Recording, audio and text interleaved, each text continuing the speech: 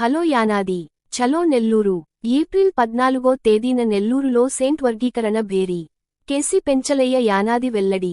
రాష్ట్రంలో ఎస్టీల వర్గీకరణకు ప్రభుత్వం చర్యలు చేపట్టాలని యానాది సంక్షేమ సంఘం రాష్ట్ర అధ్యక్షుడు కేసీ పెంచలయ్య యానాది డిమాండ్ చేశారు.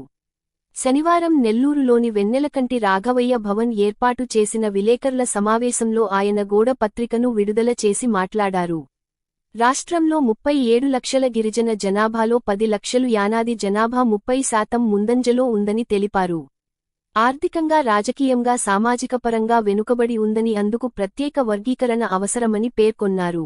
ఎస్టీ వర్గీకరణ సాధించేందుకు ఏప్రిల్ 14వ తేదీన నెల్లూరు జిల్లాలో ఎస్టీ వర్గీకరణ భేరీ సభను ఏర్పాటు చేస్తున్నట్లు ఈ సందర్భంగా ఆయన తెలిపారు.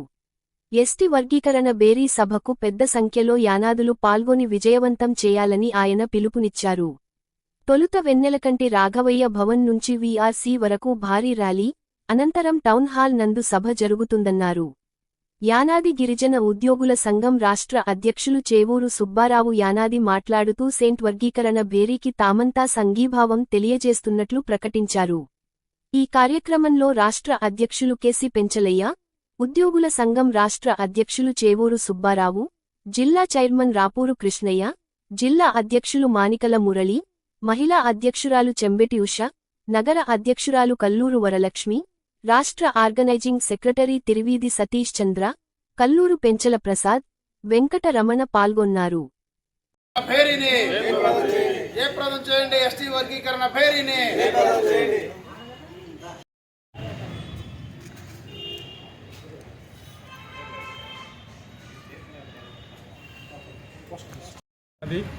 ఒక్క నిమిషం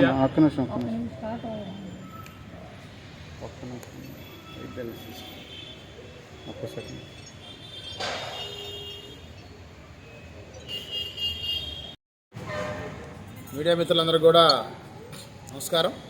నా పేరు కల్లూరు పెంచలయ్య, యానాదుల సంక్షేమ సంఘం రాష్ట్ర అధ్యక్షుడిని. ఈరోజు మీడియా మిత్రుల సమావేశం ఏర్పాటు చేసినటువంటి ఉద్దేశం ఒకటే. ఏదైతే ఈ రాష్ట్రంలో దాదాపు 10 లక్షల మంది యానాదులు ఉన్నారు. అయితే యానాదులు ఏదైతే ఎస్టీ రాష్ట్రంలో ఉన్నటువంటి ఎస్టీ జనాభాలో అత్యధిక జనాభా కలిగినటువంటి తెగ యానాదులు. అయితే ఇప్పటికీ యానాదులు అన్ని విధాలా వెనకబడి ఉన్నారు.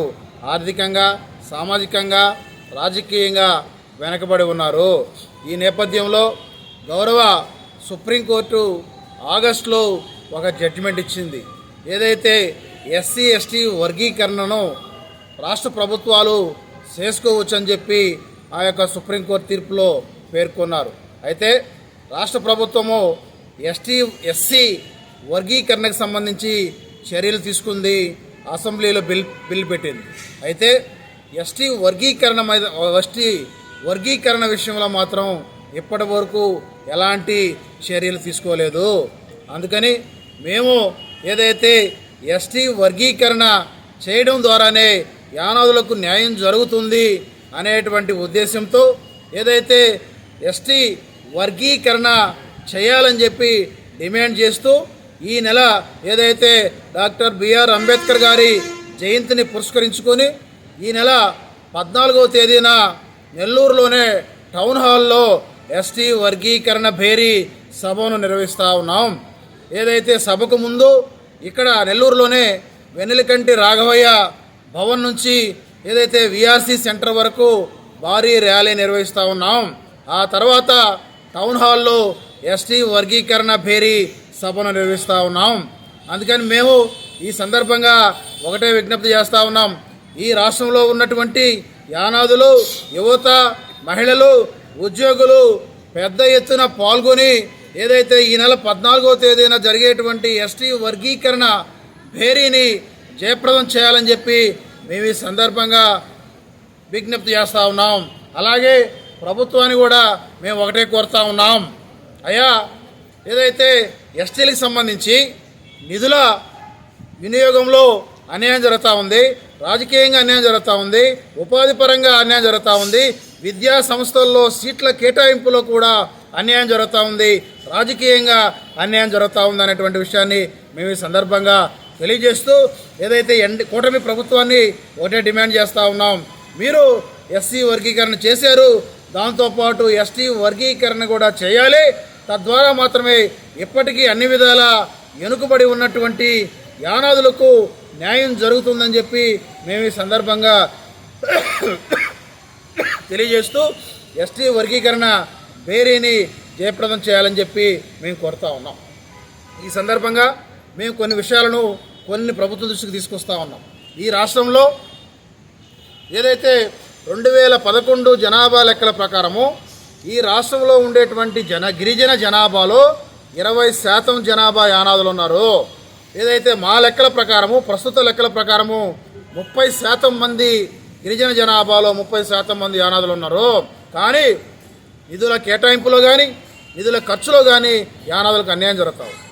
ఏ విధంగా అంటే ఏదైతే 20% ఈ రాష్ట్రంకు 800 కోట్లు కేటాయించారు, కానీ 8 కోట్లు కూడా కేటాయించట్లేదు. మరి ఎట్లా యానాదులు అభివృద్ధి చెందుతారని చెప్పి ఈ ప్రభుత్వాన్ని ప్రశ్నిస్తూ ఉన్నాం. అలాగే రాజకీయంగా యానాదులకు ఇంతవరకు ఒక్కరంటే ఒక్కరు కూడా కనీసం పదవి ఇచ్చినటువంటి దాఖలాలు లేవు.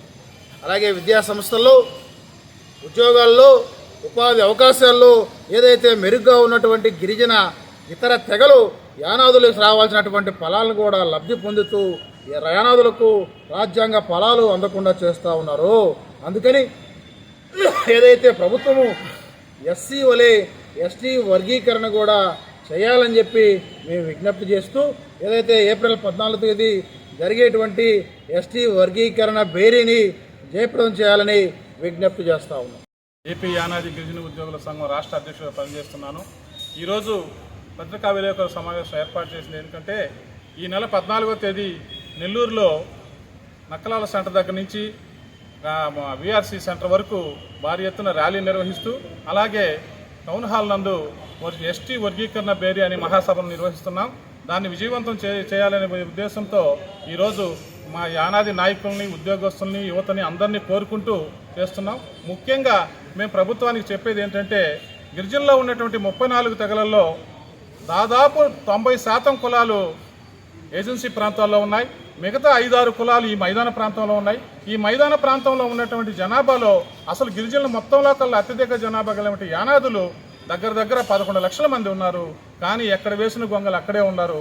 ఎలాంటి ఆర్థిక తోడ్పాటు లేదు, ఎలాంటి రాజకీయ ప్రాతినిధ్యం లేదు, ఎలాంటి రిజర్వేషన్లు అందకుండా పోతున్నాయి. కాబట్టి మేము ప్రభుత్వానికి ఈ మైదాన ప్రాంతం ఉండే శాసనసభ్యులందరికీ కోరేది ఏంటంటే ముఖ్యంగా మా ఓట్లతో మీరు గెలిచిన సందర్భంగా యానాదులు ఎంతమంది జనాభా ఉన్నారు, ఈ మైదాన ప్రాంతాల్లో వాళ్ళు ఏ విధంగా అభివృద్ధి చెందారు ఒక సర్వే చేయండి. సర్వే చేసి యానాదులకి అన్యాయం జరిగిందా చేసి మాకు వర్గీకరణ చేయాలని చెప్పి మేము కోరుకుంటూ ఉన్నాం. మా యానాదులతో పాటు ఈ మైదాన ప్రాంతంలో చెంచు నాయకులు, చెంచు జాతి వాళ్ళు ఉన్నారు, అలాగే నక్కల వాళ్ళు ఉన్నారు.